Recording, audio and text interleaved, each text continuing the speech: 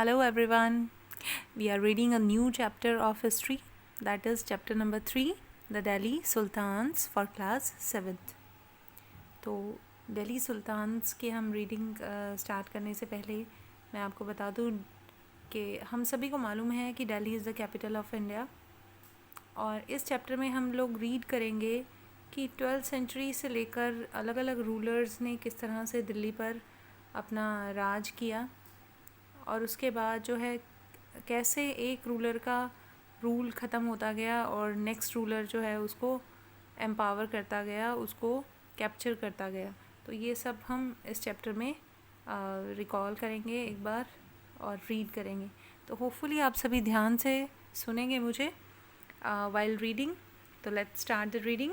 The Delhi sultans. In chapter 2, saw the regions like Kaveri Delta becomes the center of a large kingdom. Did you notice that there was no mention of a kingdom with Delhi as its capital? That was because Delhi became an important city only in 12th century.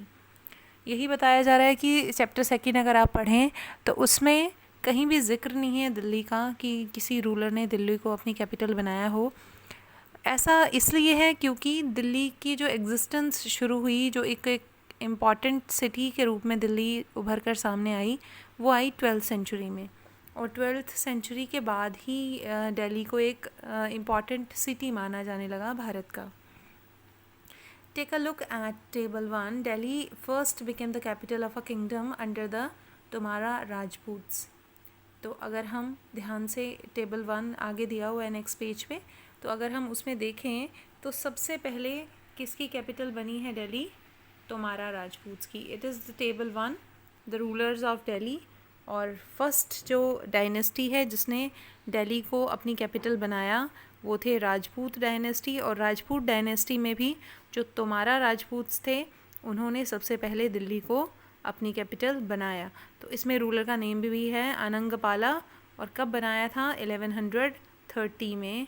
और 30 से लेकर 1145 तक ये उनकी capital रही थी। तो एक बार फिर से रीड कर लेते हैं। Delhi first became the capital of kingdom under the Tomara Rajputs who were defeated the middle of 12th century by the Chauhans, also refers to as जहामनाज। तो अब ये तोमारा राजपूत ने जब कैपिटल बनाया दिल्ली को, तो इनको किसने हराया? चौहान राजपूत्स ने। तो जो चौहान्स थे उनको चाहमनाज भी बोला जाता था उस टाइम। तो इन्होंने तोमारा राजपूत्स को हराकर दिल्ली में अपनी कैपिटल बना ली थी। और ये चौहान राजपूत कहाँ से आए थे? अजमेर से। अजमेर कहाँ है? राजस्थान में।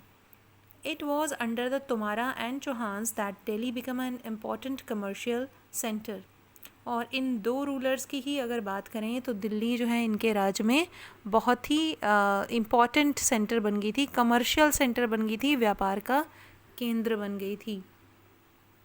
Many rich Jainas merchant lived in the city and constructed several temples. Coin minted here called Delhi Wall had a wide circulation. तो यहाँ पर बहुत सारे व्यापारी रहते थे सिटी में और उन्होंने यहाँ पर बहुत सारे मंदिर भी बनवाए थे। जो जो व्यापारी रहते थे उन्होंने यहाँ पर बहुत सारे मंदिर बनवाए थे। और जो यहाँ पर कॉइन मिंट किए जाते थे, सिक्के बनाए जाते थे, उनको क्या कहते थे? दिल्ली वाल। और वो बहुत ज़्यादा सर्कुलेशन में थे, यानी दिल्ली में चलते थे उस समय वो सिक्के। नाम था उनका करेंसी का दिल्ली वाल। The transformation of Delhi into a capital that controlled vast area of the subcontinent started with the foundation of Delhi Sultanate in the beginning of the 13th century. अब दिल्ली पहले कैपिटल थी, उसके बाद क्योंकि ये बहुत वास्ट एरिया कवर करती थी सब कॉन्टिनेंट का, तो बहुत सारे ऐसे सुल्तान आए बाद में जिन्होंने दिल्ली को अपनी सल्तनत बनाया। और कब से आने शुरू हुए? वो 13th सेंचुरी से। Take a look at the table 1 again and identify the 5 dynasty that together make the Delhi Sultanate. अगर हम दोबारा से उसी टेबल पे जाएंगे, अभी जाएंगे हम देखेंगे, तो उस टेबल में हमें ये दिखाई देता है कि कितनी डायनेस्टीज़ ने अलग अलग टाइम में दिल्ली को कैप्चर किया और दिल्ली पर राज किया। The Delhi Sultans built many cities in the area that we know as Delhi look at the map 1 and locate Delhi, Kuhna, Siri and जहाँपना। तो ये है टेबल 1 आपकी रूलर्स ऑफ दिल्ली, और इसमें हम देख सकते हैं टेबल 1 में कि सबसे पहले आई राजपूत डायनेस्टी। राजपूत डायनेस्टी में दो जो मैं कहूँगी वंश थे राजपूतों के। तुम्हारा राजपूत में अनंगपाल ने राज किया है दिल्ली पर 1130 से 1145 तक। उसके बाद है चौहान राजपूत। चौहान राजपूत में पृथ्वीराज चौहान का नाम मेन लिया जाता है। वो पृथ्वीराज चौहान ने 1175 से 1192 तक दिल्ली को अपनी कैपिटल बनाए रखा। उसके बाद है अर्ली टर्किश रूलर आए। उसके बाद जितने भी रूलर्स आते गए वो मुस्लिम्स थे। अर्ली टर्किश रूलर आए 1206 से 1290 तक वो रहे। कौन कौन थे उनमें? अर्ली टर्किश रूलर में कुतुबुद्दीन ऐबक, ये 1206 से 1210 तक रहे। शमसुद्दीन इल्तुतमिश 1210 से 1236 तक रहे। रज़िया 1236 से 1240 तक रही सुल्तान। उसके बाद गियासुद्दीन बलबन रहे 1266 से 1287 तक। तो ये अर्ली टर्किश रूलर थे, जिनमें अगर आपको पूछा जाए name some early Turkish ruler तो आपको मालूम होना चाहिए कि कुतुबुद्दीन ऐबक, शमसुद्दीन इल्तुतमिश, रज़िया और गियासुद्दीन बलबन जो है वो क्या है? टर्किश रूलर, जो कि 1206 से 1290 के बीच में उन्होंने रूल किया है दिल्ली को। उसके बाद आई डायनेस्टी खलजी डायनेस्टी। और ये क्यों आती गई, क्यों बदल रही हूँ मैं ये? कभी मैं बोल रही हूँ कि राजपूत डायनेस्टी आई, कभी टर्किश रूलर आए, कभी खलजी डायनेस्टी आई। ये ऐसा क्यों कह रही हूँ मैं?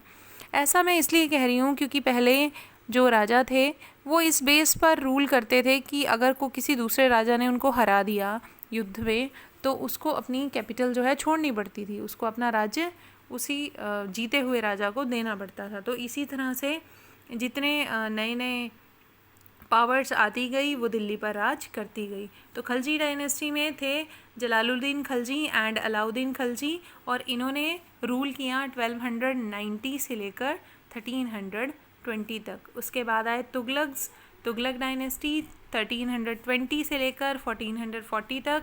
और कौन कौन से थे? गियासुद्दीन तुगलक, मोहम्मद तुगलक एंड फिरोज शाह तुगलक, 3 रूलर थे। उसके बाद सईद डायनेस्टी आई 1414 से लेकर 1451 तक। इसमें एक रूलर थे खिज्र खान। ऐसा नहीं है कि इन डायनेस्टी में एक ही रूलर थे या 3 रूलर थे या 2 रूलर थे, ऐसा नहीं है। हम सिर्फ उन रूलर्स के नाम पढ़ रहे हैं जिन्होंने दिल्ली पर रूल किया है, जिन्होंने दिल्ली पर शासन किया है। उसके बाद आई लोधी डायनेस्टी। लोधी डायनेस्टी में थे बलबन लोधी। और ये पूरी टेबल आपको अपनी नोटबुक पर ज़रूर लिखनी है so that you can recall all the names of the rulers of Delhi. आपको याद भी हो जाएगा अच्छे से और आप रिकॉल कर पाओगे बाद में। तो अब जो है ये इतनी सारी सल्तनत के बारे में हमें कैसे पता चला? Finding out about Delhi sultans, although inscription, coins and architecture provide a lot of information, especially valuable are histories, तारीख।